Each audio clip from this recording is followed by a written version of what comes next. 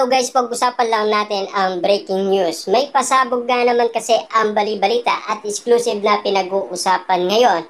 Katniel, hanggang kailan magtitiis sa tunay na nararamdaman niyan? Na alam naman natin kasi, mahal naman nila ang isa't isa, pakipot pa sila. Papaano nga naman kasi? Siyempre, umaadlang pa rin si Tita Min, lalong-lalo na ang pamilyang Bernardo. Kasi noon pa man ay pinagbabawalan na si Catherine Bernardo na mag-usap sila at magkita ni Daniel Padilla.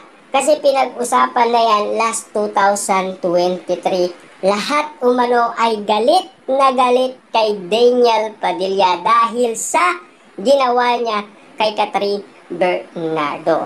Pero lumipas na yon ang mga panahon na mga kasalanan ni Daniel Padilla kasi pinatawad na siya ni Catherine Bernardo na sana patawarin din siya ng pamilya ni Catherine Bernardo. Kaso nga lang kasi mabigat pa rin yun para sa pamilya ni Catherine Bernardo. Lalong-lalo na kay Daddy Teddy Bernardo. Kasi ang sinasabi niya noon, kapag niloko daw siya ni Daniel Padilla sa pangakong binitawan niya na aalagaan niya si Catherine Bernardo at mamahalin niya. Kung bakit nga naman kasi pinaubaya nila ang kanilang anak kay Daniel Padilla. Diba? Kita nyo naman, no? Yung respeto at tiwala at pagmamahal ni Daddy Teddy Bernardo at Mami Min Bernardo kay Daniel Padilla. Kasi babae umano ang kanila. Kaso nga lang ngayon, hindi lang natin alam kung kaya bang ipaglaban ni Catherine Bernardo ang kanyang damdamin, lalong-lalo na ang tunay niyang nararamdaman kay Daniel Padilla. Mahirap nga naman kasing pasukan ang bagay na may kumukontra or may umaadlang sa kanya, lalong-lalo na ang malalapit pa mismo sa kanya, lalong-lalo na ang pamilyang Bernardo. Pero take note ika nga ni Carla Estrada, siya ay okay na okay sa pamilyang Bernardo. Na baka si Carla Estrada ang sumagot sa atin na yun talaga ay siya ang susi para magkabalikan sina Daniel Padilla at Catherine Bernardo. Papaano nga naman kasi noong ABS-CBN Ball, nagkita si Carla Estrada at Catherine Bernardo, diba? At malapit lang sila sa isa't isa. Papaano nga naman kasi ang balita sa atin ni Christopher Min? Hindi daw nagkita si Catherine Bernardo at Daniel Padilla. Samantalang magkatabi pa sila ng upuan. Ayon umano sa mga nakakaalam ng nangyari sa ABS-CBN Ball, noong sila ay nag-e-enjoy na at umiinom na.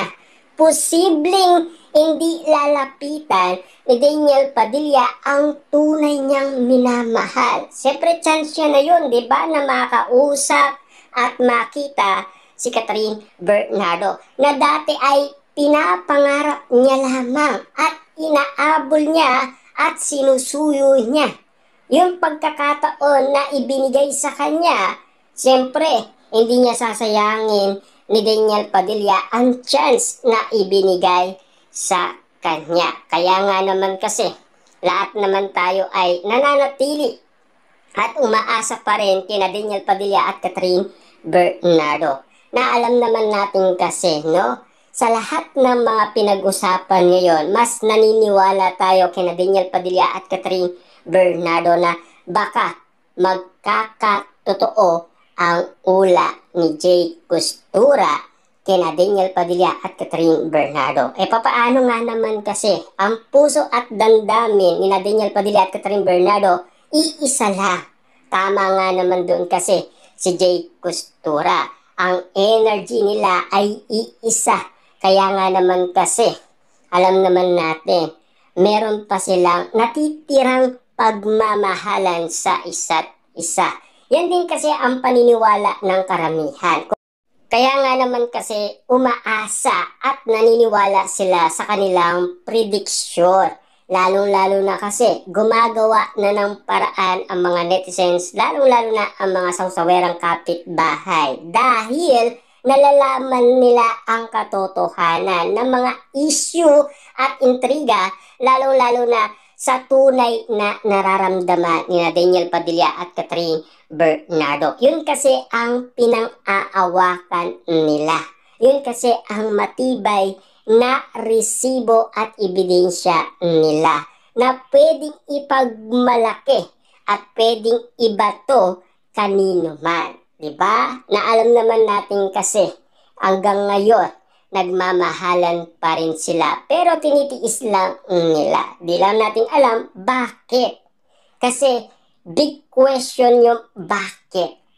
Kasi hanggang ngayon meron pa rin silang ugot sa isa't isa. Naririnig natin kasi na mahal pa rin nila ang isa't isa. Pero bakit ganon? Diba?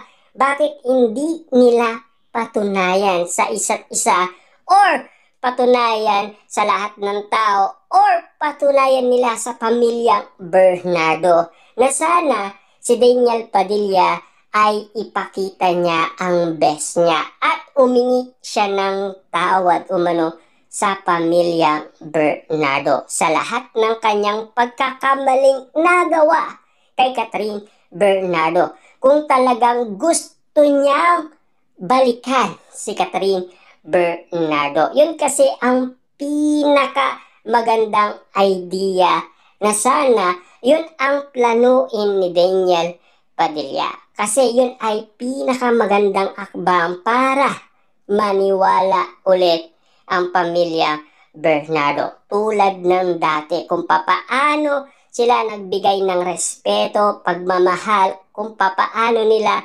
pinaubaya ang kanilang anak kay Daniel Padilla. Na sana yun ang gawin ni Daniel Padilla. Mas makakatulong yun para sa kanilang pagmamahalan ni Catherine Bernardo. Sana magawa ni Daniel.